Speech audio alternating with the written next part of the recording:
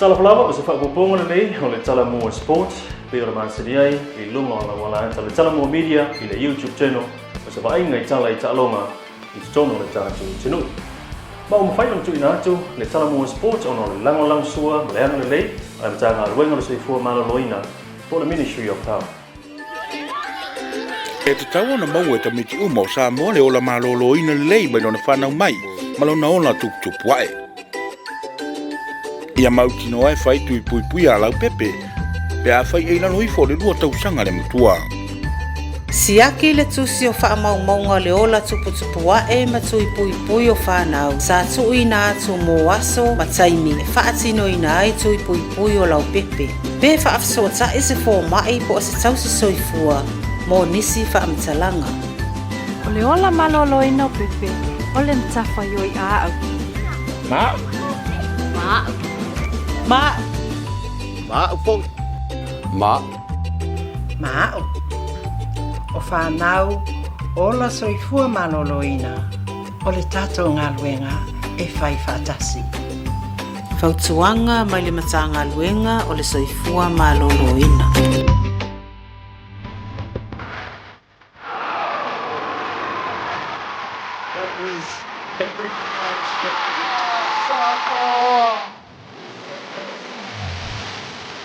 Oh, but it on two.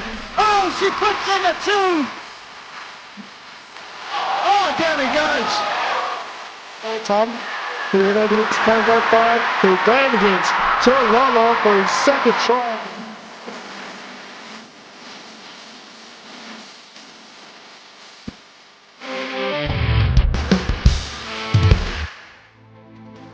Tomo atu tātou tanga o le Talamua Sports, o leo wa pepesi le whaamai o le coronavirus, tono laulangi e peo ngā lia mai tono o le stete Wuhan i le mahu seina. Siri ama le rua awhe le au fusu sa whaamoe au wai le whaamoe e au fiai ma Samoa. Ai peitai, o Samoa sa whawhainga tālawa sa tūlanga o le whainga malanga le nei. Ono le le ai o se leni, ma sa tono ai le sa sinau o le tūlenga o ta alonga i nā tunu. Wa lava na o se sui se toatasi e whai masui o Samoa, ono o le uti le whaasoa tau se leni. Tatalianga tā i mātua, ai maisalo so se fusu Samoa ono le umi o le taimi le sa Taula wapi ai whanau mo lea whaamoe. Ai pitai, i le tūlai mai ai le whaamai le nei matautia. O tau talingo fia ai le nei tala i mātua e maise o alo fusu. I nai vai aso talu ai, talu ono whaaleo ngā i nā lo ia mai le whaamoe le nei isaina. Sa tusi mai ele ofisa tu tonu o le Olimpeka i Switzerland e whai loa le isi no whanga fau. O le awha taunu wai lea whaamoe. O le tunu lau Jordan i le vaenga o le sasae tu tonu po le Middle East leo i whaamoe o le asui ai le no whanga e whai taunu i nai i a le taamurusanga nei i le aso tonu i le aso sifunu maritasi o mati o le tausanga nei lua awhe lua sifunu. Wa mai ele vai o le teito ofitu Hamilton la matanga o le nei tausanga lua awhe lua sifunu. Eli manuia uma tam whainga ni manu Samoa e ta'alonga Pool Games. E pei ona sai ai ta'alonga Fiji na manu malo e Fiji sifuru male iwa, i le sifuru male lua. Ta'alonga na lua, Argentina e whaka sifuru. I le le anga le manu Samoa. Australia tolu su tolu, Samoa e sifuru male iwa le ta'alonga muli Pool Games. Ona se mai lea o Samoa, sa ilia le tūlanga sifuru male lima, male sifuru male ono, male au welese. Pa ingo le ta'alonga manu malo e Samoa e lua sutasi, fitu welese.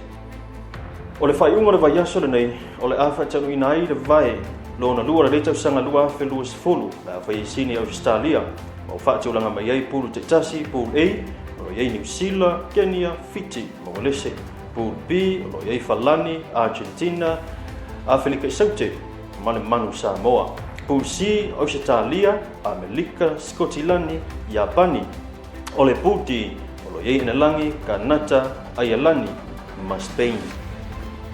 O la satonu se fulu o le masina o Januari la stofi, le ana matai le tamasanga ta polo, ke o whatautaya e le kalapu ta polo, le Marist BIG Golf Club, le sa whatanuina i le lai ta polo i tōnei mato.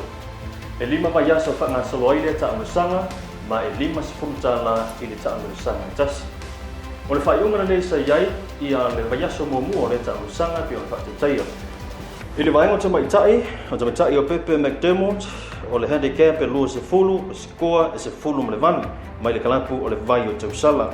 O le tamaitai a le awha volunteers, mai le kalapo le vai o tausala handicap se fulu ma le fa o le score se fulu ma le valu o le sunga ya sene wefa po lava mai le kalapo le tsunami se fulu ma le valu handicap se fulu ma le valu foi ia score ile tupa o li po le vai ngoli filituna tovio mai le kalapo le tsunami se fulu ma le lua handicap lua se fulu ma le tolu score sunga se umanu mai ko ka pisi mai le kalapo le mind school o le handicap e valu lua se fulu ma le lua score ta vita solomona ma le kalapo le marist PRG Sfitu I handicaps, lua se fulu ma le lua score.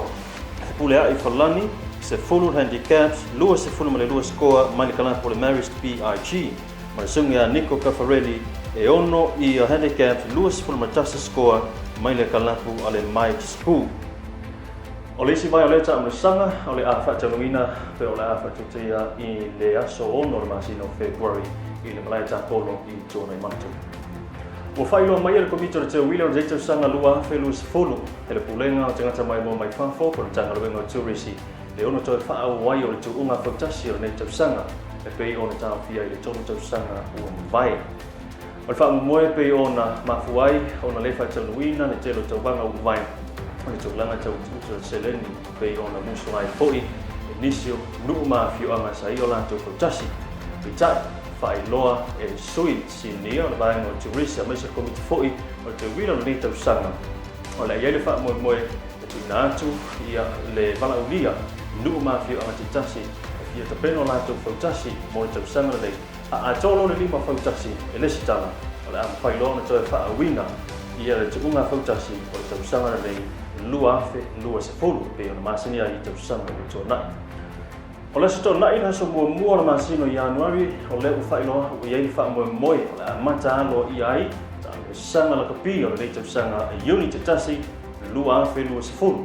Ma o le foi wa amata mea ai ia la kapi iuni a Apia e pei o na amata ai le teito fitu I le asato nai lea. Ma au nei o lo whaatulanga mai pulu te tasi whapulu o vai vai nai ma tasi ai ia au te tasi mo la tupana mo le vai mo mone o teito fitu. Ni laka pioni Apia. I le pool A, PPI Vaiala, Mary St. Joseph, HK vai Mosolua, Samoa Moalua. Pool B, le Apia Maroons, Vailele, Tamauli, Salelonga, le AST Skopalua. Pool C, le Taumesina Island Resort Motaa, AST Skopatasi, Samoa Moajasi, Puniala Vaa. Male Pool D, Lupe Soanga, HK vai Mosatasi, Lauli Lions, United Brothers.